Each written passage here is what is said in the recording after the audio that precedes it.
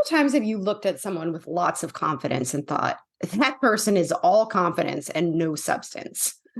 How is it possible that so many of us have so much to offer, but we struggle with constant self doubt, while others toot their own horns with very flimsy evidence to support their greatness? This week, I talk with Annie Margarita Yang, finance guru and author of the book, The 5-Day Job Search. Here, she shares her journey with imposter syndrome as she launched a career in accounting with no formal training. Over the years, Annie has come to believe in her own greatness by closing the gap between her competence and confidence. She also shares practical strategies to help you build your confidence, including embracing courage, which always comes first. Thank you so much, as always, for listening. Welcome to the Impostor Syndrome Files. My name is Kim Meninger, and as an executive coach and former high-tech leader, my personal mission is to help professionals overcome imposter syndrome so that you can advance your career with confidence. Each week, I interview a new guest who brings a powerful perspective to this conversation, including personal stories, best practices, and new insights. The more we talk about this issue, the more we destigmatize imposter syndrome, recognize that we're not alone, and empower ourselves to access the tools and resources that can help us and those around us. Thank you so much for listening and for sharing with others you think would benefit from this conversation.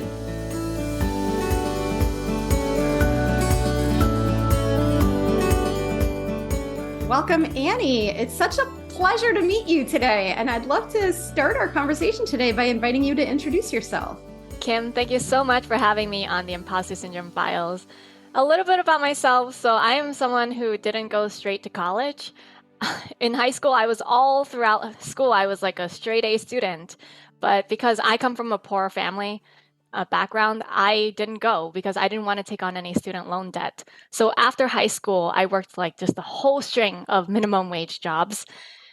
I remember back then, my guidance counselor, she told me that I would be a failure for the rest of my life if I didn't go straight to college. And, a huge part of me didn't want to believe what she told me. So a lot of the times I did doubt myself because, hey, this adult who has real world experience has told me I am doing the wrong thing in my life. Right?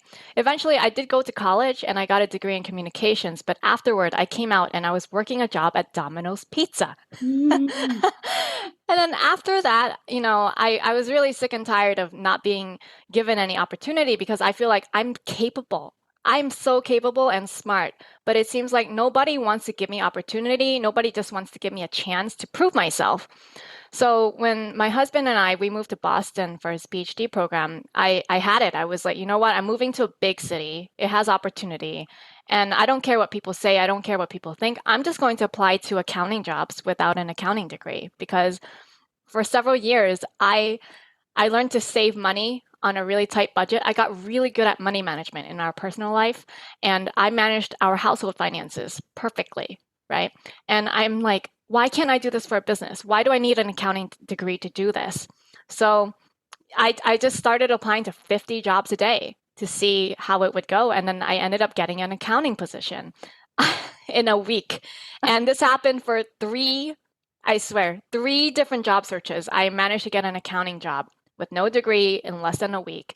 But all throughout, I had imposter syndrome because I'm like, why are people hiring me? Why do they want me to do this? Like, don't they understand I don't have the formal qualifications to be here?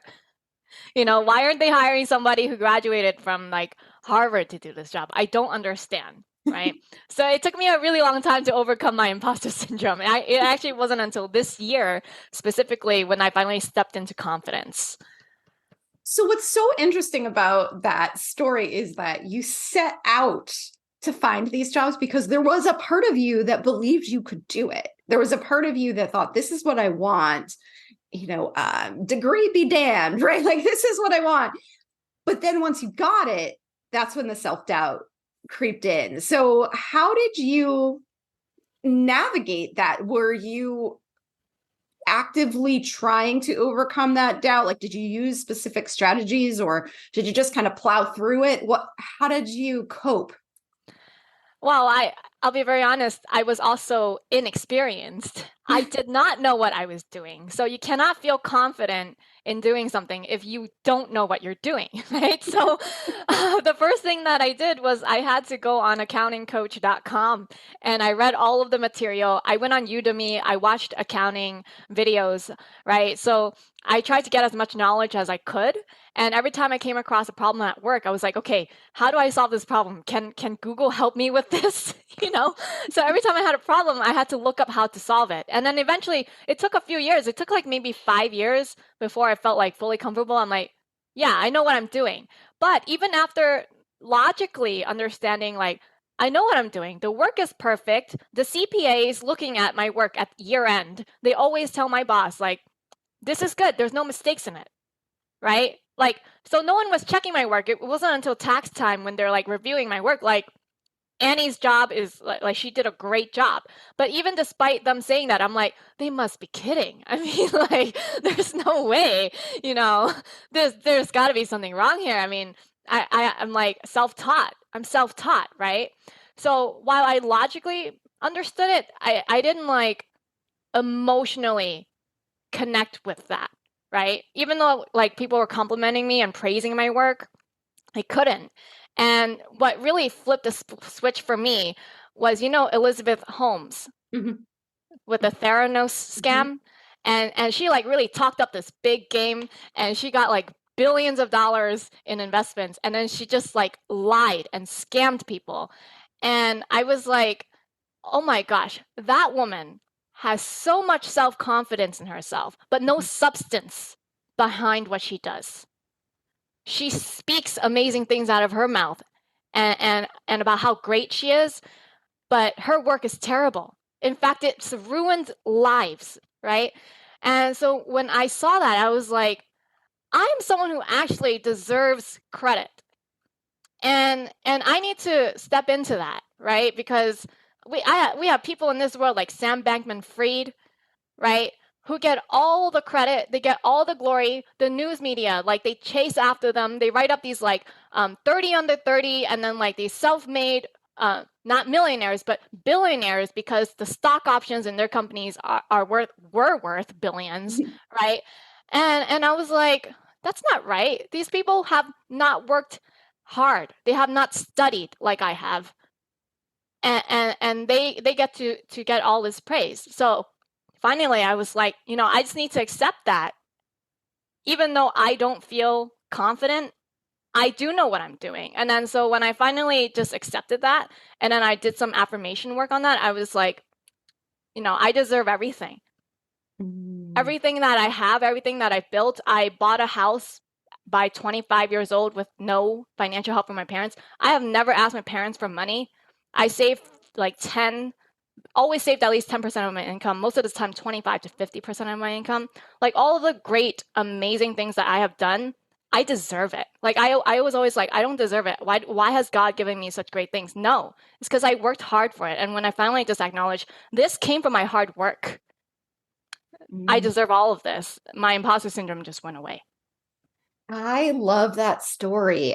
There are several things that I love about what you're sharing. The sort of evidence-based approach to it, because I think so often we breeze right past all of the data that shows we actually do deserve to be in the roles that we hold. We actually do deserve credit for our successes. We're so quick to explain it away and to zoom in instead to what we don't know or to the mistakes that we've made. And so to be able to look at, no, actually, I'm doing really good work. I'm self-taught. I think that's such a powerful thing too, is that we often think, oh, I need some fancy degree in order to be Like you need worthy. external validation from some third party institution or person to say you are worthy.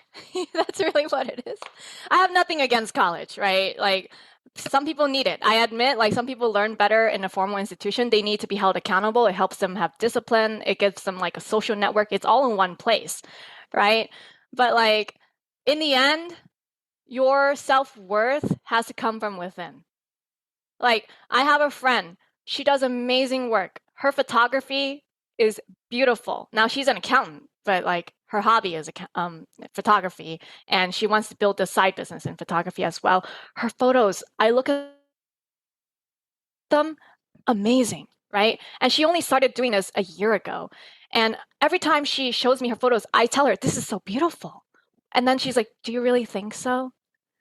Like, she's always questioning me, you must be lying to me. And I'm like, how many times do I need to say to you every single time, this is gorgeous. This is the most beautiful picture I have seen. Like, if I had to hire a photographer, I would pay for this, right? It doesn't matter how many times I say it to her, she doesn't believe me. So in the end, like, that's work she has to do on her own. Yes. You know, it doesn't matter like how many times someone, a friend, family member, like tells you, you're not a loser, you're amazing. You're not going to believe it. And that's on you. Like, you need to figure out like how to build up your own security, your own confidence and courage. You're absolutely right. I think that's such an important point too, for us to think about when we do that to other people, because we are often the one dismissing feedback from others around us and making assumptions that, oh, they're just trying to be nice, or they're just telling me what I want to hear. And my philosophy on that is, do you trust the judgment of the person who's telling you this in other situations? Is this a person whose opinion you generally value, or who you think is, generally a smart person? If so, why would you have any reason to doubt what they're telling you here? Exactly. I also really like the comparisons that you made, because I think too often we get dragged into the comparison game in a really negative way. We start looking around and thinking, this person's so much more qualified than I am. This person is so much smarter than I am. But you brought up examples of people who have skyrocketed to success.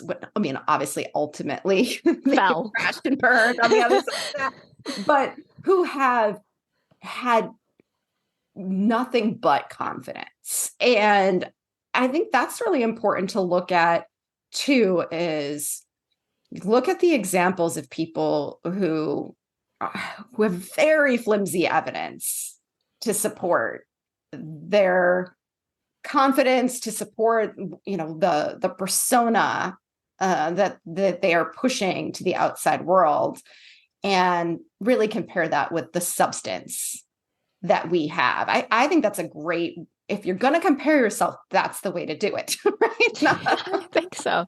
And the problem is, there are so many people who are experts in their field. Like, they really know their stuff. They're brilliant. They have got great ideas. They can execute. But the problem is, these people specifically, they have imposter syndrome because they don't know how to market themselves. Like, they don't know how to sell themselves in a way, like they're just kind of detached, almost objective about how they are, to the point where like, wow, this is amazing. Like, for example, I used to I wrote a first book when I was 22. It's called 1001 Ways to Save Money, which eventually went on to sell 2,000 copies, right?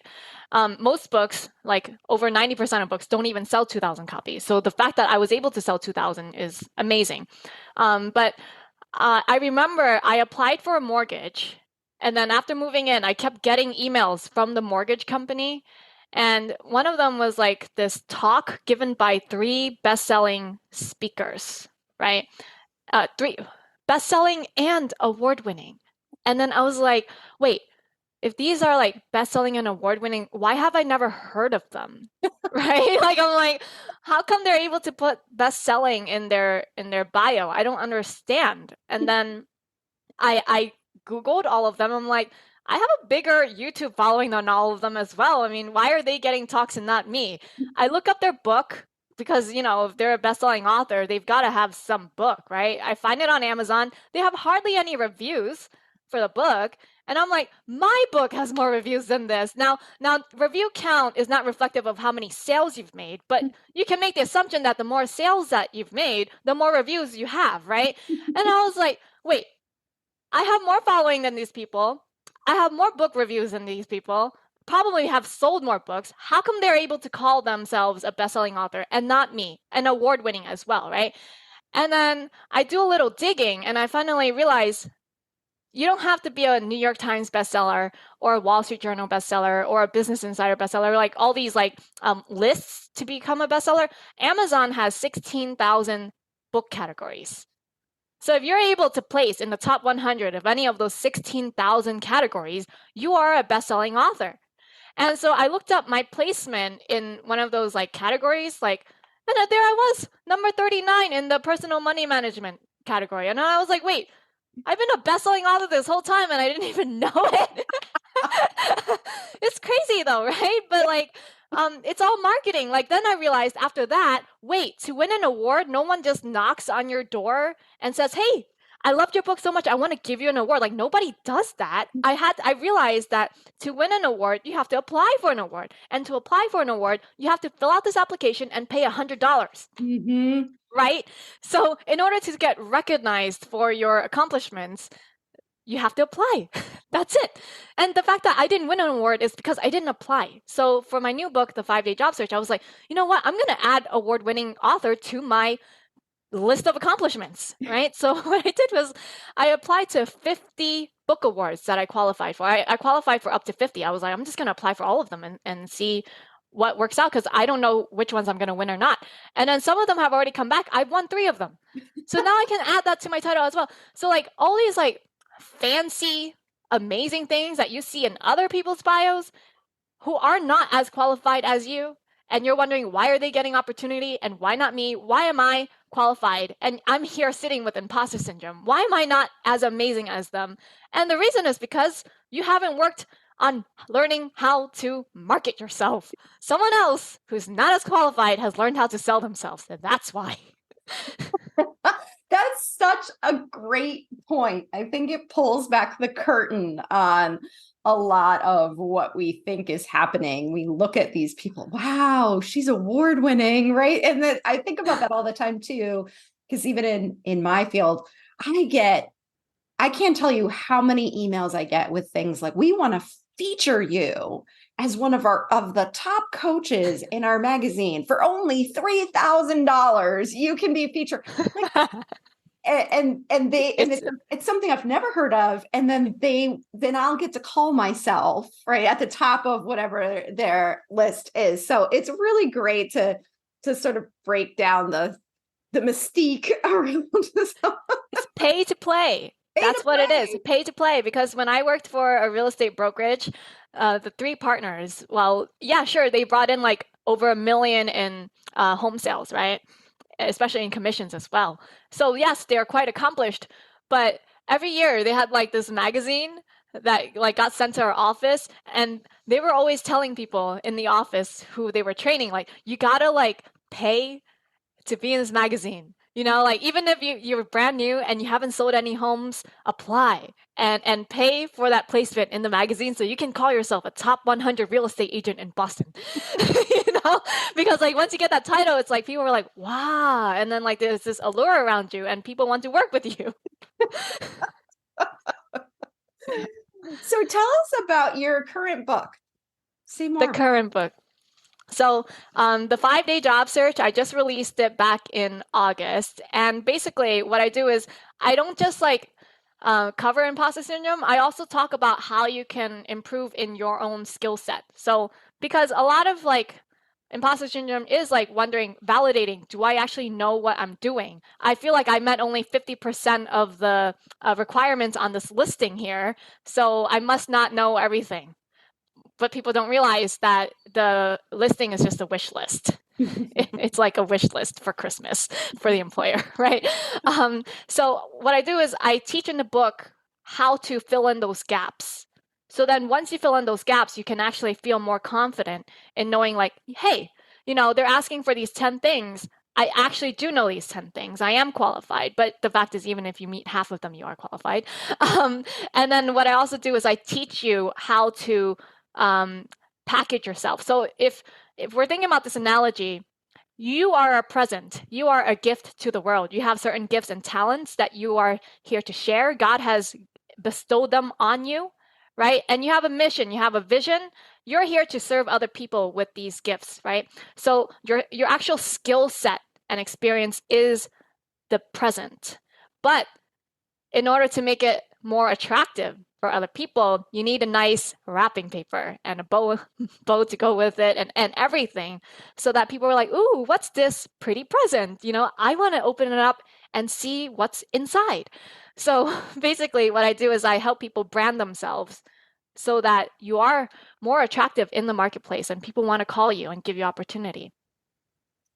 I love that. I love the imagery too around the wrapping paper and the bow, because so much of it is how you're packaging that skill set. What do you think people are generally getting wrong about it? What do you think that the most people don't understand about how to do what you're talking about? I think the most common mistake is not what they don't understand. Most common mistake is that they screw up their headshot. Like if you go on LinkedIn or their Facebook or any social media profile, it's not a professional headshot. So what they're doing is they're taking a selfie and they're trying to take it in good lighting, but hey, that you're not doing your career justice. If you are really serious about your career, the photo also needs to convey the seriousness. Like, hey, I'm so serious about my career. I paid a professional to take this picture.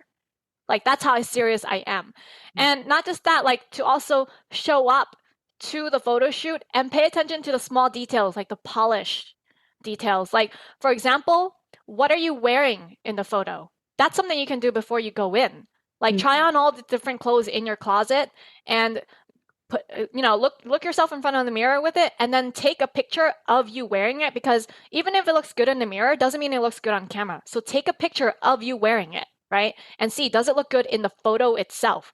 And then once you pick your final outfit, make sure it's ironed. I don't want to see a single wrinkle in your photo, right? It's those little tiny details. And then also, even if you're not photogenic, you can put your best foot forward, right? Because a lot of attractiveness is about like grooming yourself.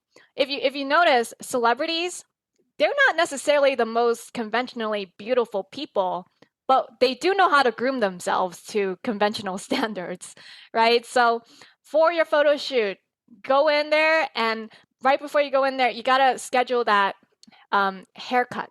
Get a fresh haircut right before, chop off all the split ends, just a trim if you need to. And if you're a lady, blow dry your hair, so that's nice and sleek, gorgeous.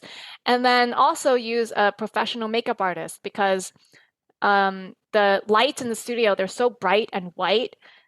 If you just do your makeup on your own and you're not familiar with camera makeup techniques, then you're going to look totally washed out like a ghost. So that's my tip for looking gorgeous, because I believe that people should put in just as much effort into looking great every day, especially for their photo, just as they do for advancing their career skill set. Yeah, I think that's a really important point as well. And I wanted to ask you a little bit, because you've done so much of this yourself. For people who are feeling like, let's imagine this scenario that you described where it's, I meet 50% of the qualifications, and there is a certain amount of flexibility there because, as you said, it's a wish list. It's not an expectation. What are some of the most efficient ways that you would encourage people to close gaps? Because one of the things that I'll just take a step back for a moment. One of the things that I encourage people to think about when they're looking at these lists is, if I don't meet certain bullets on the job description, is that really going to keep me from being able to do the job? Or is it something I could perhaps learn on the job, right? There are going to be certain things that are fundamental and crucial to your ability to effectively perform that role. And if you don't have that, you're going to be in a constant state of anxiety and self-doubt. But there are also some nice to haves, or some, if I had them, I might be able to do even more. How do you evaluate what the job description is asking for and then efficiently think about closing any gaps? Right. So what I'm recommending people right now to do is because ChatGPT is out and it's so new, what I tell people to do is I want them to copy and paste a job listing for their desired title in the industry that they want. And you copy and paste the entire listing into ChatGPT and you just prompt it, hey, this job is looking for an ideal candidate. Exactly what is this so-called ideal candidate that they're looking for? Like, what are the traits? What kind of skill sets, experience? Do an analysis for me, Mm. right? And it will, pop out this two-page analysis. You do 20 of those. So 20 of that same prompt, but for 20 different listings. And then after that, you should have 40 pages of analysis, right? So basically, you're analyzing the analysis, not the job listing itself. And what you're going to see is there are trends. You're going to see over and over again. We want someone who knows how to use this specific software. We want someone who is a good communicator. We want someone who is a team player. We want someone who has experience and has this specific certificate. If if you see this pattern again and again and again, it's very clear this is important. And if you're lacking it, you need to fill in that gap. If there are some things that are like in there but are only repeated once or twice in 20 different job listings, then it's very clear that this specific thing they're looking for is specific for that company only. Because every company, when they're hiring you, they have a certain way of doing things, and not every company follows a specific way. Like they're not always doing it the same specific way. So that's what I recommend people do.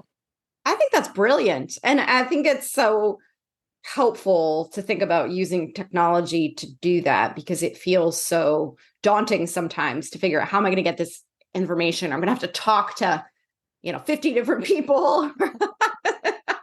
Now you don't. This is so quick and easy. You can bang this out in 1 hour. Yeah. This is actually a way I recommend people to craft out their career plan. It's a great idea. And then you had mentioned some of the strategies that you had used to do your own online learning. And are there things you've learned through that process that you would recommend do's and don'ts for how to go about filling gaps in your skill set? Yes. So one of the things I really liked is because I'm a visual learner, I learn better with video. I always used Udemy. So what I like to do is for any gaps that I had, if there was like a Udemy category for that gap, I would look in the category and I would look for the best seller course or the top rated course. And just watching, two or three of those courses and taking notes was enough for me. And then after taking the course, I would implement the information that I learned. So I don't just like passively learn. What I do is like I take action. Anything. Like if I read a book, I read an article, I always try to walk away with like, okay, what's one piece of action that I can do based on the inspiration I got from learning this, right? Because I'm not like a passive learner. I think the reason I get results specifically is because I take action. A lot of people like they learn, they're really book smart, but they're just sitting there. Like for example, my husband, he says, I care about the environment. I was like, okay, you care about the environment. That's all talk. What about like making sure you really separate the plastic and the paper? Like and he sometimes he argues with me, it doesn't matter. But then I'm like, your action needs to back up your beliefs, right? So same thing with the learning. You got to take action, not just like learn the material. That's a really good tip for any of us because I feel like we're all consuming a lot of information, but where does it go and how long does it last? And so, at least for things that feel important to you, to be able to identify what are those top two, maybe whatever feels realistic takeaways and action steps that you can put into place right away to cement the learning and really start to integrate it into how you go about moving forward. That's right. Yeah. Lately, I want to add this on. This AI startup has been trying to get in touch with me. They're trying to like partner with me. They said, because we like the fact that you're an author, and we know in the future you might create a course to go with this. And we've developed this chat bot that can take the material from your book, and instead of like you answering questions for people personally, because that's very, really like time consuming and not scalable. What we can do is we can have this chatbot analyze your book, and anytime someone has a question, it will give them catered answers based on what's in the book. Right. So I tested it out. It's in beta mode, and I just got it from them yesterday. So I was like trying it out. And sure, it's like spitting back out information that is based on my book, like what is branding? What does it mean to have imposter syndrome? Like how do you overcome imposter syndrome? But the information wasn't really inspiring enough to take action. And then like it wouldn't like push you to want to get up and take action. So while AI can teach you many things and while you can read a book, in the end, that desire to take action has to come from within. Because, like, for example, I'm teaching someone right now on how to do a 5-day job search makeover. I'm literally holding his hand, walking him through it. I did his resume for him. You know, it was a 2-hour thing. And I said, you're ready to go. We have your resume. All you need to do is you need to apply to 50 jobs a day. Like, literally go on Indeed and ZipRecruiter and click the easy apply button. And, you know, so that's like only 1 minute per application. So if you're doing 50 a day, it's only a 1-hour task, right? But he came back to me and he said he didn't do it, right? So that's the reason you don't get the results you're looking for, is because you're not taking action. And then when I looked at like the resume he was uploading and stuff, he had removed the contact information. So he took out his number, he took out his email address, he removed his mailing address. And I was like, hey, Peter, how is someone going to contact you if they're interested in you? So like, you know, like you can have all the right information, but if the action doesn't back it up, you're not going to get the results you want. It sounds ridiculous, right? You're laughing. It's really funny, but people self-sabotage themselves in this way. It's a form of self-sabotage. Yeah, that's a good way to put it too. So how is your life different today, given everything that you've learned and all of the ways in which you've overcome your own self-doubt? I feel a lot more confident. You know, I think the difference is, for sure, this is also in the book. For sure, before I've had to have courage, because confidence comes from having repeated results of knowing that you know you're doing the job right, right? This is anything, okay? Like let's say right now I'm learning piano. You know, I want to be a classical pianist, and people have been telling me you can't learn piano as an adult. And I'm just like, well, let's see what happens after 10,000 hours. Will I be really good at it, or will I still suck? Right? But I'm not confident. I'm not confident, right? If you ask me to play in front of you right now, that's not confidence, that's courage. I'm scared. That's courage, because like in my heart, like my heart's like beating fast, my chest is tight, my shoulders are tensing up. I'm like, oh my God, are my fingers gonna know what they're supposed to do? Am I gonna remember everything I practiced yesterday, right? That's courage. That's courage, you know. It takes a long time with courage, like showing up despite feeling the fear. You know, feeling the fear and doing it anyway is courage. Courage doesn't feel good. We think courage is supposed to feel good because when we see other people with courage, we see them as heroes. And heroes in our head is connotated with good, right? But courage, when you think about the bodily sensations that you feel, feels terrible. So for so many years, it was all courage. It wasn't until this year when I finally said, you know what, I'm a best-selling author. I'm an award-winning author. Oh my gosh, you know, and I'm getting more opportunities, that this has transformed into confidence. This was 10 years in the making.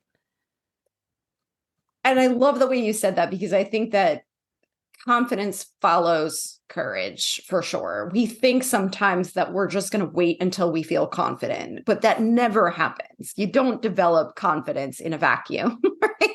Confidence follows doing the things that scare us. And eventually our brain starts to realize, oh, actually, I'm good at this. Actually, I deserve this. And so you're absolutely right that courage does not feel good. It's not something that we rush into willingly.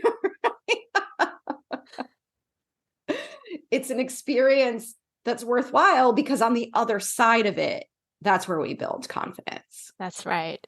And you know what's so funny is the reason I think one of these things, the reason I've been thinking about it. I'm not so sure. I don't have the proof. But the reason why we lack confidence as we're learning to do something is because we are with ourselves all the time. So we see like the results that suck. Like I am learning piano, and every day I sit down, I am fully present with myself, the fact that I made a mistake here. My fingers aren't able to do this, this, and this, right? But other people, they don't see us 24/7. They are not with us every second of the day. So they will see like us at different intervals of the progress. So they don't see like the minutia of it. And then finally, one day when you are good, all they see is the fact that you are good. But your brain hasn't caught up with that yet. Your brain still remembers all the memories of you not doing it very well. That's why. It's because that's why other people, they point out like, wow, like for example, I'm telling my friend, your photography looks really good. Because all I see is what it is now. She's probably looking at it and thinking like, oh, but I started learning and I was making all of these mistakes. So in her head, she's mixing that with what it is today. Like she's probably collapsed all of it into like one big salad bowl. Yeah.